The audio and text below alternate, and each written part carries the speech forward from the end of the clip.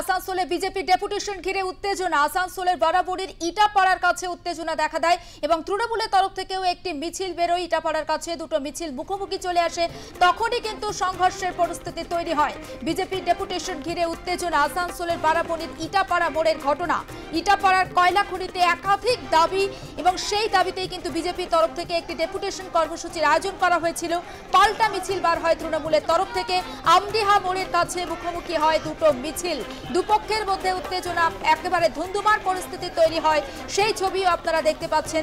BJP কর্মীকে মারধরের অভিযোগ উঠেছে তৃণমূল কর্মীদের বিরুদ্ধে। পুলিশ সেখানে পৌঁছে যায়। তবে এই মুহূর্তের পরিস্থিতি জানার চেষ্টা করব।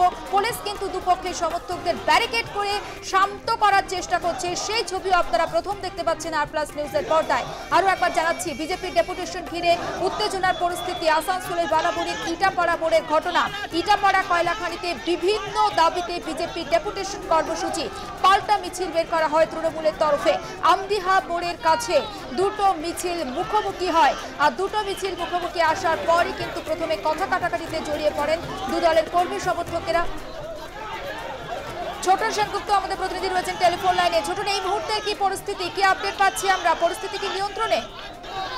দেখো, একেবারেই বারাবণী থানার বিশাল পুলিশ বাহিনী দুপক্ষকে সরিয়ে দিয়ে পরিস্থিতি নিয়ন্ত্রণ করেছে। এবং যেটা আজকে কর্মসূচি ছিল, যে বিজেপির যে ডেপুটেশন কর্মসূচি, যে ইটাপাড়া কয়লা খনি বিভিন্ন দাবি দাওয়া নিয়ে সেই কয়লা খনিতে তারা ডেপুটেশন কর্মসূচি ছিল, সেই মতেই কিন্তু তারা আজকে আমডিহা মোড়ে জমায়েত করে তারা যখন মিছিল শুরু করে, তখনই দেখা যায় যে উল্টো দিক থেকে তৃণমূলের পাল্টা মিছিল আসে এবং দুপক্ষের মিছিল যখন একেবারেই সামনাসামনি চলে আসে, পুলিশ কিন্তু দুপক্ষ মিছিল আটকে দেয় এবং এই ঘটনাগুলি ব্যাপক উত্তেজনা ছড়ায় এবং বেশ কিছুক্ষণ আসানসোল গোরান্ডি যে রাস্তা অবরুদ্ধ হয়ে পড়ে এবং বারাবণী থানার বিশাল পুলিশ বাহিনী এসিপি হীরাপুর ইস্তিতা দত্তের নেতৃত্বে দুপক্ষকে সরিয়ে দেয়। এবং বিজেপির যেটা অভিযোগ, যে তৃণমূলের বাধার কারণে তারা আজকে ডেপুটেশন দিতে পারলেন না।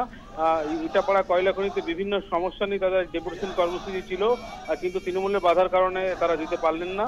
যদিও তৃণমূল এবং বিজেপি দু তরফের থেকে যে মিছিল বার করা হয়েছে, এটা কি পূর্ব পরিকল্পিত ছিল?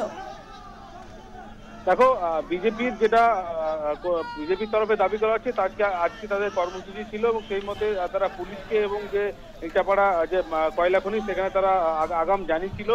যদিও তৃণমূলের তরফে বাধার অভিযোগ অস্বীকার করা হয়েছে। তারা বলছেন যে আজকে সাধারণ মানুষ প্রতিরোধ গড়ে তারা প্রতিবাদ জানিয়েছেন। যেহেতু বিজেপি এখানে অশান্তি পাকানোর চেষ্টা চালাচ্ছে, সেই কারণে সাধারণ মানুষ তার প্রতিবাদ করেছে। এটা তৃণমূল কোনো মিছিল আটকায়নি বা তাদের কোনো করেনি, এমনটাই তারা দাবি করেছে।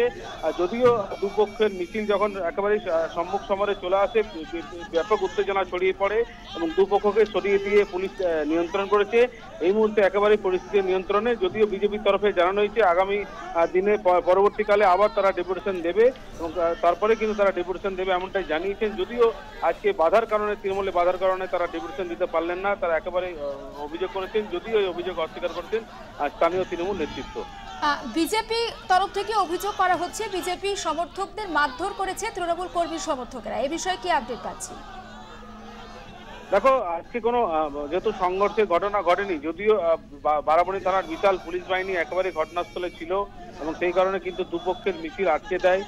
সেই কারণে কোনো সংঘর্ষ বা মারামারির ঘটনা ঘটেনি। যদি সেক্ষেত্রে একেবারে যদি পুলিশ সক্রিয় না হতো, তাহলে সেক্ষেত্রে একেবারে সংঘর্ষের ঘটনা ঘটতে পারত। যদিও পুলিশ একেবারেই দুপক্ষকে সরিয়ে দিয়ে পরিস্থিতি নিয়ন্ত্রণ করেছে। যদিও কোনো পক্ষে কিন্তু আহত হয়েছে বলে কোনো দাবি করেনি এবং এই ঘটনা ঘিরে কিন্তু যথেষ্ট উত্তেজনা ছড়িয়েছিল। পরবর্তীকালে পুলিশ কিন্তু দুপক্ষকে সরিয়ে দিয়ে পরিস্থিতি নিয়ন্ত্রণ করেছে।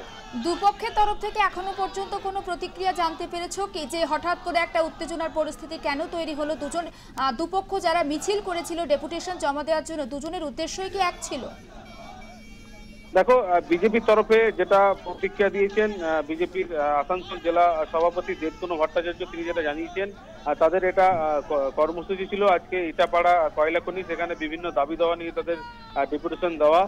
যদিও সেক্ষেত্রে দেখা যায় তৃণমূল পাল্টা মিছিল করে এবং তৃণমূলের তরফে কিন্তু বলা হয়েছে তৃণমূল কোনো মিছিল করেনি।